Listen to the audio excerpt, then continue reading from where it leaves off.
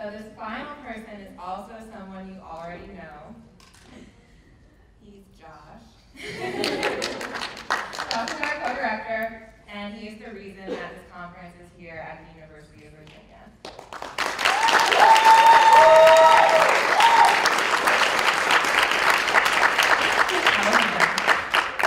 Come on.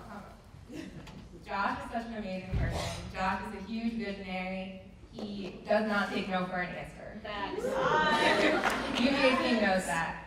If he doesn't get a response via email, he will go to your office. If you're not in your office, he will wait outside your office until you go home. This is not a joke. I actually haven't heard Josh's FGLI story as many times as he's tried to show me. We've been so busy planning this conference with you that I've never heard it. However, I've had the opportunity to interview Josh twice, and the things that he's told me are incredible. It takes courage to stand up here today, as all of our speakers have, and share such deep thoughts and concerns with you all. So, finally, our final speaker, join me in welcoming Josh Farris.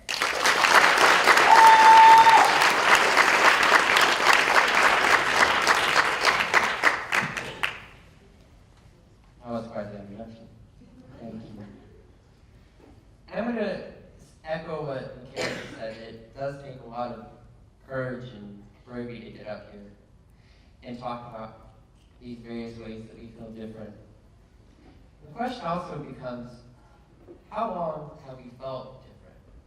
Have we always felt different?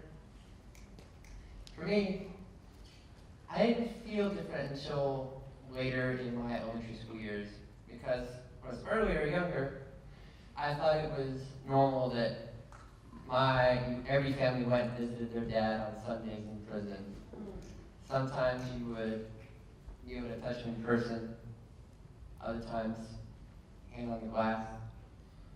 I thought it was normal that every mom worked so much they didn't get to see the kids. My mom worked at a local Waffle House and just trying to make ends meet. I never got to see her. And I remember these nights where I would stay up late and wait for her to get home. And she'd come in the door, and I'd run to her and wrap my arms around her and say, "Mommy!" Now, her pants smelled like grease. But grease smelled the same to me. There was also the added benefit that she brought me home a chocolate chip waffle. And as the holidays came around, when I got closer, I saw her less. She worked so hard to give me everything that she wanted, that she anything that she could put on the tree. Little did she know that the only present I wanted was her presence. But that was normal for me, even though I didn't want it. So life continues on. She gets married to my stepdad. I get 4 younger siblings. And it says I got until my 5th grade year. And towards the end, they tell us that we're going on a vacation to the beach. So we pack up, and it wasn't just the 7 of us. It was also my 3 cousins. We pack up and put our coolers in, with our sandwiches packed, and drinks of make, and then we get to the beach. Well, it was then that I noticed something was different. We pull out our 2 tents for 10 people, and I look around, and all around us are RVs and campers. And that's when I realized, I feel different. I'm not normal. And now, needless to say, you think 10 people in 2 tents, 100-degree weather, that vacation sucked. But what really sucked was when we went back. So when we got home, there was no home.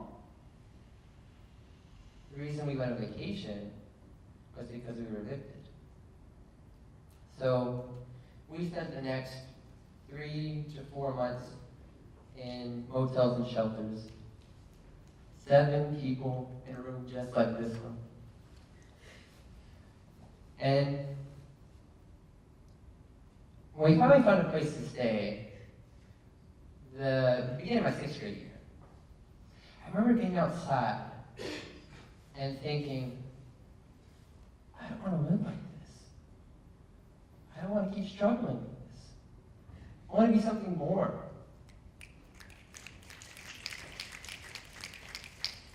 I wanted to go to college and graduate college. And the only way I knew how was school. So from that moment on, I dedicated my life to school. So much so that by my last 2 years, I went to 2 schools. I got up at 5 o'clock in the morning, an hour bus ride to my first school, an hour bus ride to my second school, and after school, on the weekdays, I'd do one of two things. So I'd either, one, go to my first job at McDonald's, and then come back to school and stay there until 11 p.m., or just stay at school working until 11 p.m. And then on the weekends, I worked my second job at a local diner. That was hard, as you can imagine. So hard, I almost gave up. Until one day, on December 1st, 2014, I got an email. And all I had to do was read the first 3 words. Dear Josh, congratulations. I just received a $120,000 scholarship to the University of Virginia. I was in pure euphoria, as anyone might be. I thought the worst part was over. It's easy sailing from there on out. I mean, you don't know where this is going. So I get to UVA, we don't say campus, we say grounds. Good one. And I did not feel like anything else. In quite a couple ways, it was really hard to relate to others. I remember being at a party. This is an alternative party, but I didn't know what that meant. And they asked me typical questions. What's your name? What's your major? Are you? Then they asked this question. What do your parents do? I was honest. Said that, well, my mom's unemployed right now. My stepdad's a custodian. And my real dad's incarcerated.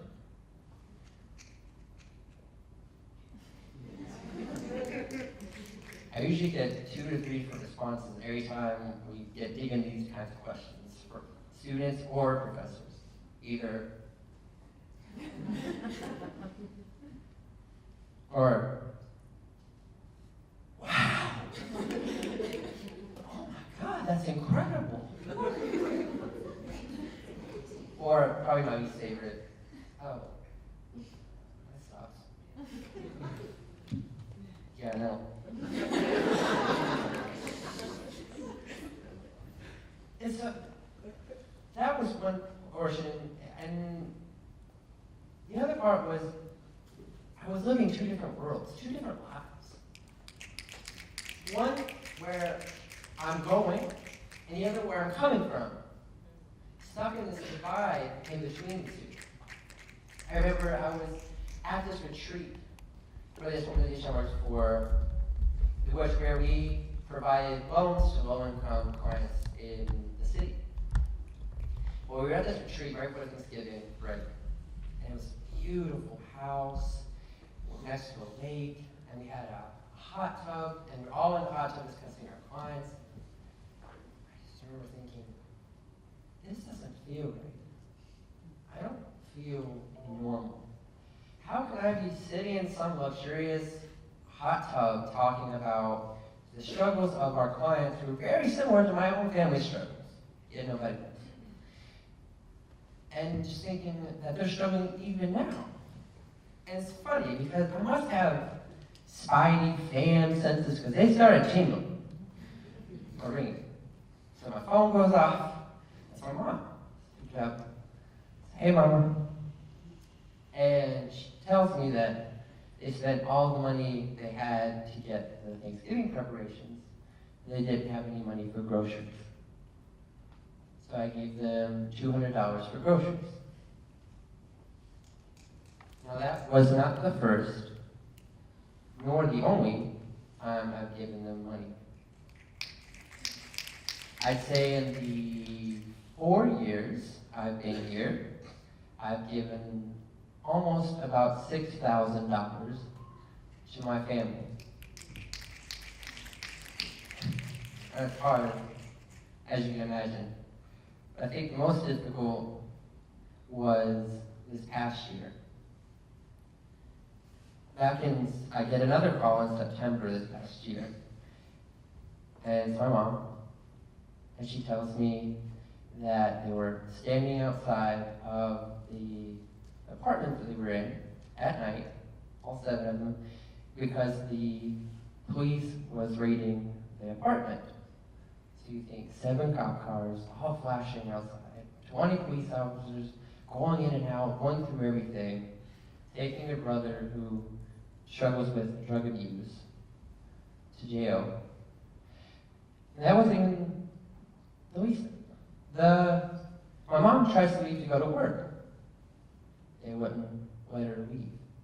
Because she didn't go to work, they fired her. A week later, I get another phone call. My mom. She said that my brother got sick, my youngest. So sick that he wouldn't wake up. So my stepdad rushes into the hospital because he didn't go to work. They fired him. That was September. And then on Halloween this past year, I get woken up at 9:04 a.m. by another call. And this one, my mom told me 2 things. One, that my grandma's house burned down last night. It's all gone. She's in the hospital. And 2, because the police raid made such a public disturbance, the landlord found out and showed up and said that they had to be out. All of them. And I thought, enough is enough. There's only so much support I can give. This was beyond me. They need help. So I got together with help of a couple of my professors, created a GoFundMe, and within a week, raised over $2,000 for them. As you all know, money's not all good. Doesn't solve all of it. I brought it to Thanksgiving to give, and my mom and my grandma got in a fight over it. So much so that I had to pull my mom up with my grandma. So then I think, I'm giving support to everyone else around me, how can I get support? I don't know how to do it. I ended up spending the last 2 weeks of the semester in a crisis center. No phones, no technology, just figuring out what to do with myself. When I get out during finals, I had to take incompletes on all of the classes and spend over winter break working on them. Somehow, the lowest grade I got was a B.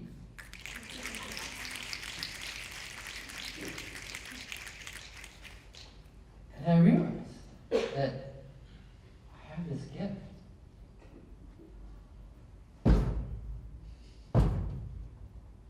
You know what that sound is? It's the sound of resilience. The sound of that next step forward. Sometimes it's slow. So slow that we trudge just one step. That's all we can get. Other times, it's fast, it's loud. Doesn't matter what happens to us. We're moving forward. We're taking that next step.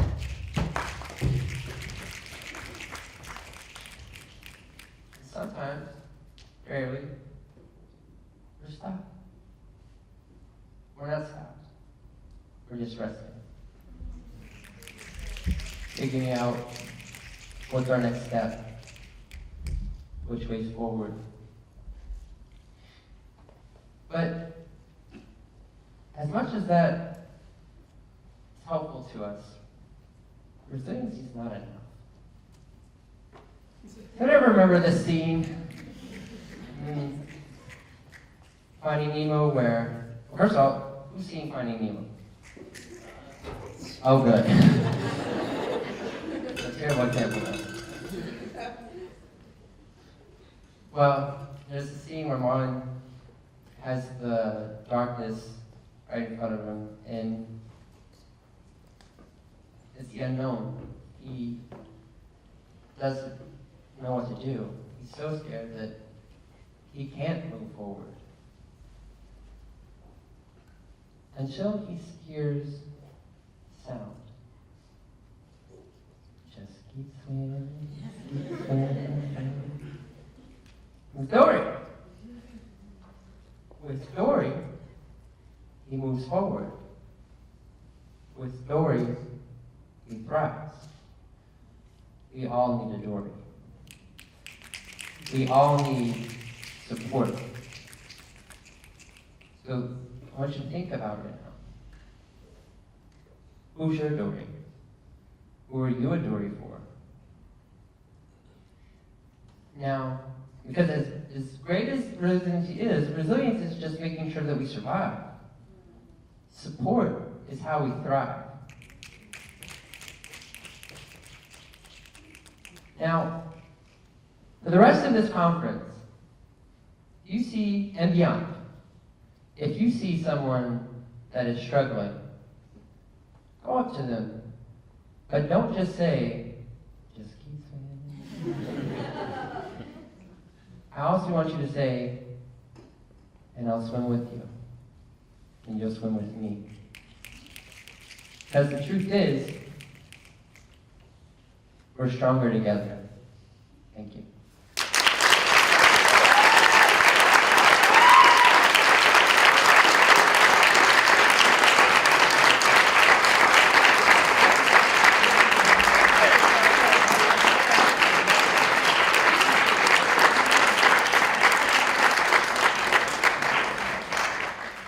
One more big round of applause for all of our speakers.